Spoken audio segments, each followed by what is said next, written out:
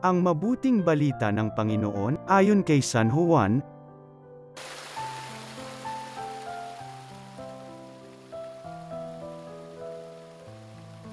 Noong panahong iyon, sinabi ni Jesus sa mga Hudyo, "Ang aking Ama ay patuloy sa paggawa, at gayon din ako." Lalong pinagsikap pa ng mga Hudyo na patayin siya, sapagkat nilabag na niya ang batas tungkol sa araw ng pamamahinga ay sinasabi pa niyang ang Diyos ang kanyang Ama, at sa gayoy ipinapantay ang sarili sa Diyos. Kaya't sinabi sa kanila ni Jesus, "Dapat ninyong malaman na walang ginagawa ang anak sa kanyang sarili lamang, ang ginagawa lamang niya ay ang nakikita niyang ginagawa ng Ama. Ang ginagawa ng Ama ay siya ring ginagawa ng anak, sapagkat minamahal ng Ama ang anak, at ipinakikita sa anak ang lahat ng ginagawa niya.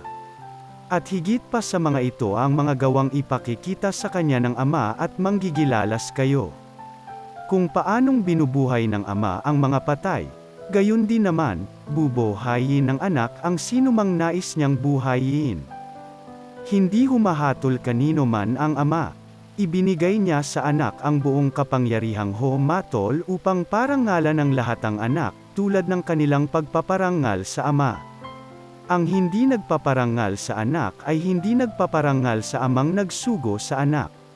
Sinasabi ko sa inyo, ang nakikinig sa aking salita at nananalig sa nagsugo sa akin ay may buhay na walang hanggan. Hindi na siya hahatulan kundi inilipat na sa buhay mula sa kamatayan. Tandaan ninyo, darating ang panahon ngayon na nga na maririnig ng mga patay ang tinig ng anak ng Diyos at ang makinig sa kanya ay mabubuhay. Ang Ama ang may kapangyarihang magbigay buhay at ang anak ay binigyan niya ng kapangyarihang magbigay buhay. Binigyan din siya ng kapangyarihang humatol sapagkat siya ang anak ng tao. Huwag ninyo itong pagtakhan, sapagkat darating ang oras na maririnig ng mga patay ang kanyang tinig. Sila'y muling mabubuhay at lalabas sa kinalilibingan nila.